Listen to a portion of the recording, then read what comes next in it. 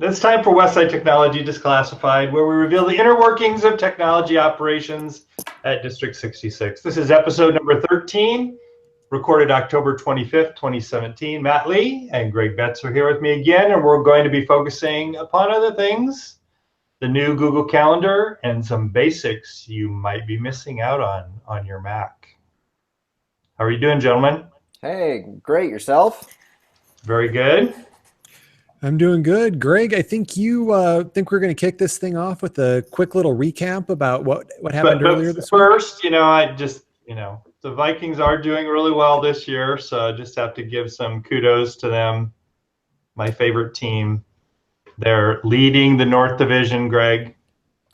Yeah, well, you're lucky that Mitchell didn't come on to play a game before when they had that 3-2 baseball score for a first half, those Vikings and Bears. So, it's going to be a nice little showdown coming up here not too long for those Vikings and Bears. So enjoy it while you can because Viking success is usually short-lived there, Paul. So Yeah.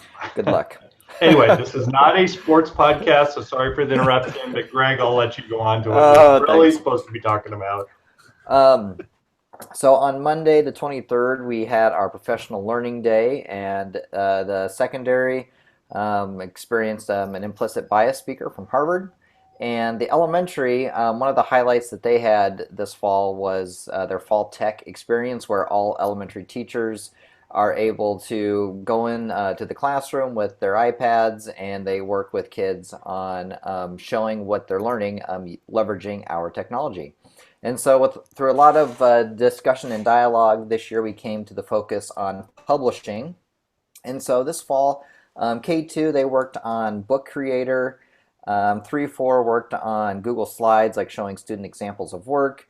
And 5-6 did a digital presentation with things like Comic Life, I think was the main one that they used. And the examples that have been turned into us have been fantastic. It's just really cool to see that when kids are, the iPad isn't just a device to sit there and have it be a activity.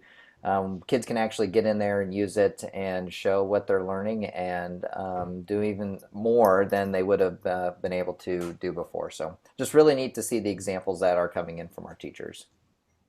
Greg, when you mentioned the book creator there at the board meeting, the Board of Education meeting about a week ago when they gave the award for the Teacher of the Month, she mentioned some use of book creator amongst her students and mentioned one specific student that she characterizes primarily nonverbal special needs student that had a favorite book of hers that she basically used Book Creator to recreate, did the illustrations, recreated it, and then actually read the book into Book Creator to so that it would have her reading the book back, which I thought was just a real astounding, neat one-off example of the impact that technology can have on students. Mhm. Yeah, I'd be curious to ask her too if this fall tech experience and using Book Creator, if that influenced her decision to use this platform for that student, or if it was something she had used before. Um, but it's really, I mean, kindergarten, first grade, second grade students are able to use it, so it's user friendly, and kids are then able to take off with it. And it's geared towards depending on what level you're at. So a kindergartner might not be a very good speller, so they're not doing a lot of spelling. And then as they get into first and second grade, when they add their captions, they can work on spelling too. So it's just a wide variety of applications that students can use, and it meets the students at whatever level that they're at. Excellent. Hey, thanks for that recap, Hmm. Greg. It's nice Yeah. that the kids get a 4-day weekend and teachers get a chance to come back and get some good professional learning. Hmm. And thanks to Dr. Lee and the Emerge team for setting that up. And there's a lot of time that goes into those presentations and meetings. And kudos to the Emerge team because they get up and they present to all of the staff members in early September and give teachers about 4 weeks to complete the project. So thanks to, I mean, it was a team effort. So thank you to everyone. Got it. Great.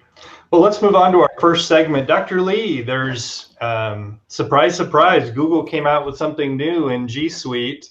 That never happens, does it? But Not you're at going to show a all. little bit about the new Google Calendar. Sure. First off, I do just want to mention, like Paul said, there's a lot of new stuff that always comes out with Google.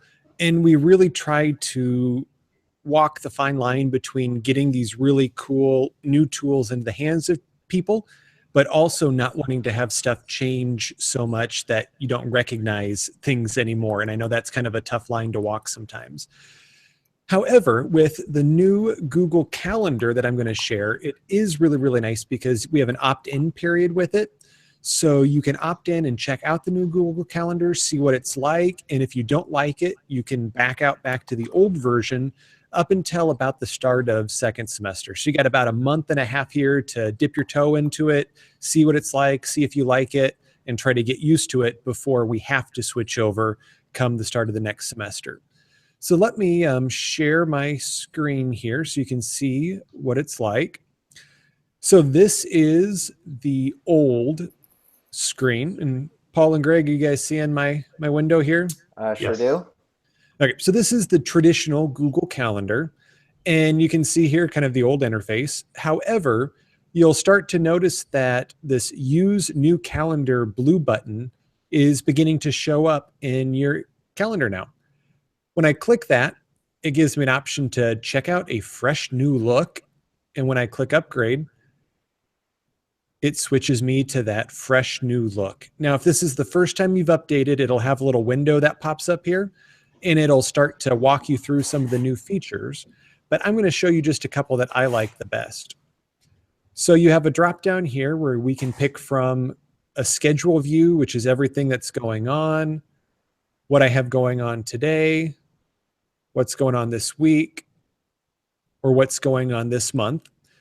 You'll notice that the colors are a little bit brighter. There's a little bit more space between things, so it looks a little bit more modern. And if a lot of the items have moved down to this plus, and when I hit the plus to create a new event, you'll notice that there's just the calendar has been redesigned. One of the features you might like is now not only can you add attachments to the description of calendar invites, but you can also format the text. And so you can make text bold or underlined or italics or add ordered list or unordered list. And this shows up in the description of what that event is when it gets sent out to people. The room lists, if you're booking rooms, say at the high school, and you need to book a room, or at ABC if you're a room booker, that's been redesigned to be a little bit clearer and easier to see. And you also have this really easy find a time function where if you enter guests in here, so like if I type Paul and Greg and myself, I can see if I wanted to schedule a meeting for today. Paul's busy from 1 to 4. And then it looks like Greg doesn't have his calendar shared with me, so I can't see his availability. Oh, But if that's a everybody's bummer. sharing their availability, you'll be able to go and you can pop up, look through the days and see when people are busy or free. And then from that, select a time for your calendar. So I'll just discard that. If you do decide that, this look isn't for you right now and you want to go back to the old way, if you click the gear, you can go back to the classic calendar, and that will work for now up until, like I said, about over winter break. And that's at the point where we'll all be switched over to the new look and feel, and we won't be able to move back after that part. I mean, moving over to it, there was not a whole lot of learning curve on it. It was pretty minimal, so I mean, it doesn't hurt to try it out and move over. Matt, just your little demonstration where you were doing the check times feature, and then how you looked at my calendar and tried to do Greg's. Could you just talk briefly about the issue of your calendar permissions and sharing and not oversharing? What's the sweet spot kind of to allow what you just demonstrated, but not to go overboard? Sure. So what I'm referring to is if you are in your calendar, so like this one is my main calendar for this test account. If I go into settings and I come up here to share this calendar, there's a couple different options. If you want people to have complete control over your calendar, you can enter their name in here and then give them the ability to manage events. Most of the time, this is for like if you're a building administrator and you want your administrative assistant to be able to schedule you. Most people aren't going to use that one. However, up here at the top where it says share this calendar with others, and then you'll notice there's two different marks. The first one is public, and I would encourage you not to share your calendar publicly.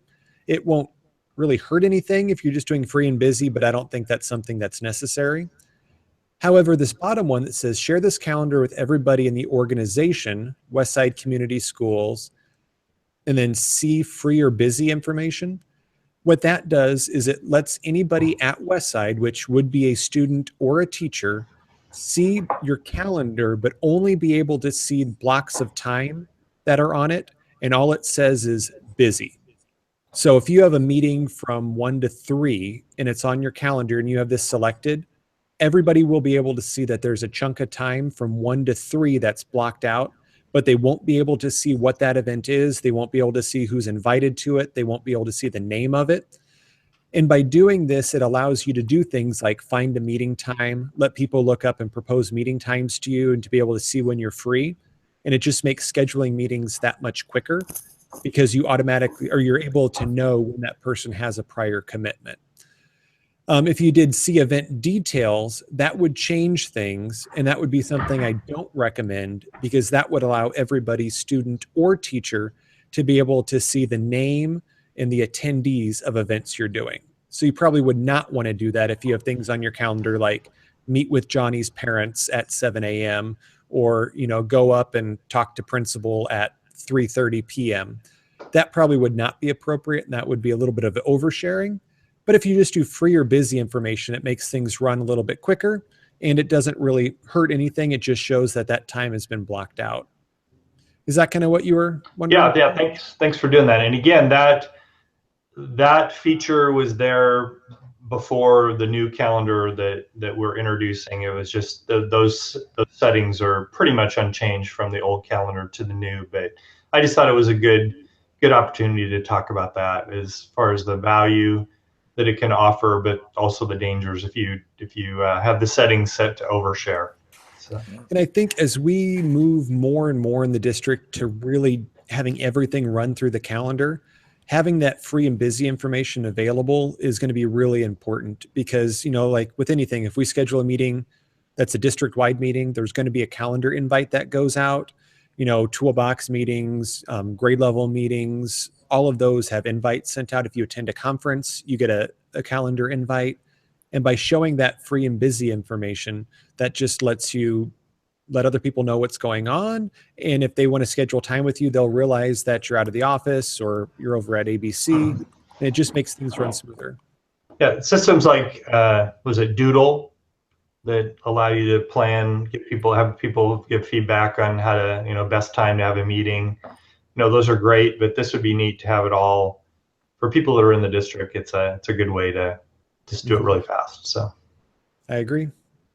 Okay. Well, thanks, Matt, for sharing that with us. The next item, just as we've all had Mac laptops now for quite some time, if you've been in the district a while, and we generally do the things that we need to do with them and don't really think sometimes about some of the personalization settings that are available for us that are right there, just slightly below the surface. So I suggested that we just do some, as the upcoming podcast, take a look at some of the kind of more common preference settings or system settings to just show some people that might be new to the Mac or may have been in the Mac for a long time but just didn't know that they could customize their environment that way. So I'm just going to pick one system preference today and just show people some of the options that we can do. What do you think about that, guys? Sounds good. Yeah, love it. Okay, so I think I need to share my screen. Well, actually, Paul, if you just want to talk, I can put up a system preferences here so we can Got it. Okay. see you. And Well, I was actually going to do have another window right next to it so I could show some of the results of the changes. oh, okay. Maybe it'd be easier if you just presented then. Yeah. So let me go ahead and do my screen share, and we'll do this one. Share. So can you see my screen now? Yep. Okay. So we're just going to go into the Apple menu and then system preferences. I would assume that almost everybody has been into that before. And the one that I'm just going to focus on today is just the very upper left-hand one, which is general. And this, most people, I hardly ever go in here to change things, but there are just some things that will allow you to personalize and change some things. The appearance, my default is blue, but if you really are feeling gray for a day, you can actually, let's take a look here. Oh, I've got a Pages document here, and you can see the close, hide, and expand full screen buttons are red, yellow, and green. Watch what happens if we switch to the graphite, or what I call the rainy day mode, is that they all turn gray with just an X, a minus, and then little pointy arrows out. So that's great to have that option, but I'm not sure that would be. I really like the colors, and I would probably continue to recommend that. Mostly I want to show that in case somebody gets to your machine and when change that settings, you would know where to change it back to the nice descriptive colors again. So that's just one. The next item is a dark menu bar and dock. And I actually had that checked. I kind of do like that. So you can see my menu bar probably looks different than most of yours. It's got a gray background here. Watch what happens when I uncheck that. Probably goes to where it looks like most of yours up here with a white menu bar. So many people don't like that, but that is an option that you can choose. I actually kind of like that contrast that's there. You can have your menu bar, and again, the menu bar is this top thing along the top of your screen. You can have it automatically hide and show. So it can be hidden all the time until you bring your mouse up, and then only then does it appear. I don't like that. I like my menu bar there all the time. So the highlight color, I think probably by default, I don't think I've ever changed that, is blue. So in my Pages document over here, this is just what I read at the beginning. When I highlight my text, it is showing up in blue. But if you don't like that, if you're thinking more like, a normal, traditional, original highlighter color, that shows when you select something to get ready to copy and paste or cut it, you have a lot of different options there that are shown there. And you can really monochromatic, you could have the dark menu bar with the gray buttons and a gray highlight. Yes, if you're feeling just a little bit on the Eeyore side, if you're feeling Eeyore today, you can really change your device to reflect that. So, can I talk about that next one down, the show scroll bars? Let me open up. That's the scroll bar. Sure. Yeah. So that's going to be important. We get a lot of questions, Eric and Bridget and I do, about in Blackboard, how sometimes by default, the grade book, you can't see all of the columns that are in there, or you can't see all of the rows. The solution to that is, if you do get in that situation, is come into here, like Paul's showing you, in general, in the system preferences, and change that to what he has it set to now. I think the default is probably automatically. I think so, but you want to change it to always, because in that grade book in Blackboard, if it says any of those top two, those scroll bars don't show up, and it's not really obvious on how to get to some of those other columns and rows. But if you have it set to always, that forces that scroll bar to show up, and then you have something to click on and scroll. So that's something that it's not that way by default, but I really recommend you set that to always. Yeah, I think it's really confusing not to have it there all the time. In addition to that, you can also have a couple options. When you click in that scroll bar area, you can have it just jump to the next page. I duplicated the little intro a million times here. And if you just click, it'll just advance a page at a time. Or if you have a really long document, you could actually choose an option here that it will jump down to the spot relative to where in the bar you click. So I'm not sure I have a real opinion as far as what's best on that. If you're working in a really long document, I assume the second one would be easier, that you could jump faster to the end of a long document or the beginning. The other one gives you just a little more step-by-step control, page by page.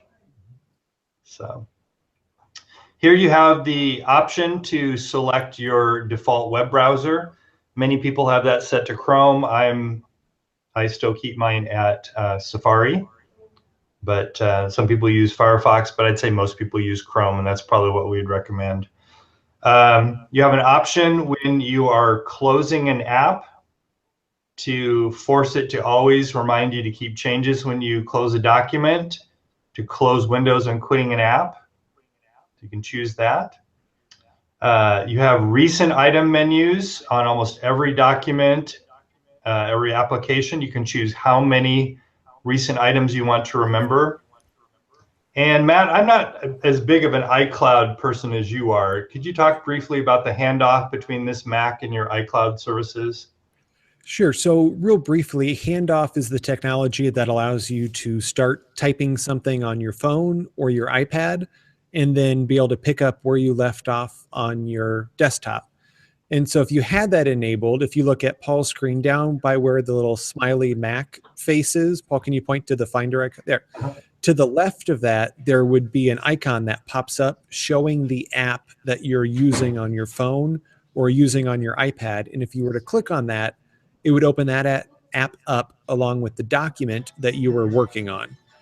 I would say for most of our teachers, we don't need to have that enabled right now just because we haven't rolled out district issued Apple IDs to staff yet. That'll be coming. And then once we do, that could be a great feature to take advantage of. But right now, for it to work, you would have to be signed in to all of your devices using the same Apple ID and have all of those connected to iCloud. And so that's something that we're probably not encouraging everybody to do with personal IDs now. I would wait until later on next semester or next year when we start to roll out district issued Apple IDs. At that point, it's a really convenient and handy feature to have. Okay, and then the last item down there, use LCD font smoothing when available. I'm not sure. I mean, I assume that's default. I don't really see any reason to uncheck that. Smoothing would be what you would want to do normally. So, okay, so that was not the most exciting thing in the world, but it does really show the ability to do some customization to allow you to make your environment on your Mac, more reflective of what you would like. So. Great. Thank you, Paul. You bet. Thanks, Paul. Greg, I think you had an Audible pick that you wanted to share with us real quick here. Yeah, Paul and I both have one. So it's not a new book, and I just read, what's it called? Oh, the Simon Sinek book on why. And I mean, it's a great read. There's a lot of research out there about him and his golden circle, and just finished it, and start with why, and really just highlights of the importance of making sure that people know why you're doing something or what's the purpose before getting into the how, and just a lot of great examples and stories of how people miss the why, and great success stories of when they started with the why. So really good. Paul, how about you? Okay, well, I'm just going to share my screen again here if I can. And my book that I really would recommend, and again, these are Audible books that there's also print versions of these same books that Greg mentions and myself, but these are just a way for you to listen to, get the information from a book when you're driving or mowing or doing dishes or whatever. So that's what we find useful about it. Mine is Chris Anderson's TED Talks, the official TED Guide to Public Speaking. Almost everybody has seen a TED Talk at one time or another. And for the most part, especially the main TED events, the speakers are really astounding. They're really, really good. And this book just really goes through with a lot of examples from different TED Talks, talking about how the TED team worked with different speakers to help them improve their speeches that they were preparing. And I just found it to be very valuable and just really challenged me to think about some things to make myself a better public speaker. I would highly recommend this book, and would almost like to buy a supply of the print copies and send them to anybody that's going to come in to the district and speak to us. This time of year, it starts to get a little chilly outside, and with the fall breeze and the upcoming freeze, there's some things we need to keep in mind with our laptops. Paul, do you want to maybe give us a quick reminder about what we need to take into consideration with the upcoming cold weather? Certainly. Your laptops and your iPads all have LCDs, liquid crystal displays, and we all know what happens to liquids when they get really, really cold. They freeze, and if you're talking about, they expand. And so iPad screens and the laptop screens, if they do get cold enough, they will break. If they don't freeze solid, when you bring them inside and there's a quick change in temperature, they will usually fracture then as well. So it's just not a good idea to leave your technology outside for any length of time. Obviously, if it's wet, you don't want to have your devices out. But just in addition to the temperature, leaving your technology in a car, we've had many scares in the past where people have stolen things out of cars. We just ask you, please do not leave your devices in your cars overnight outside. We've even had cars broken into when they're in garages closed up. So bring your stuff inside. Like a jacket over the laptop? Will that make it better? No, it won't. What if I wrap it in a really warm blanket? That could help if you were in there, if it was really cold and you had to do it for a short period of time, leave it in your car. I actually have done that where I've thrown a coat over it just to help preserve the heat in there, but not for longer than, 45 minutes or an hour. So we joke, but that can actually help preserve it. But it's not going to prevent somebody from stealing it. If you do need to leave it in your vehicle for a short period of time, if you need to run into a retail store or something, lock it in your trunk out of sight, and then make sure you take it out when you get home and bring it in, no matter how lazy you are feeling. What if I put it in one of those like coolers that you put in your trunk where you put in like hot or cold foods? Like a Yeti cooler, maybe, like with a like hot what pack? if the Bears were a good NFL team? Well, that is no longer a what if, it's a what is. They are. Thank you. So please take care of your technology wherever it is, because we do not have an unlimited supply of technology to simply replace it when things happen to it. So. And Dr. Lindgren, that's very timely. Looking at the weather here, Friday and Saturday will be lows of 27 and 26. So the freeze is on. And it looks like Thursday even low of 31. So it's here.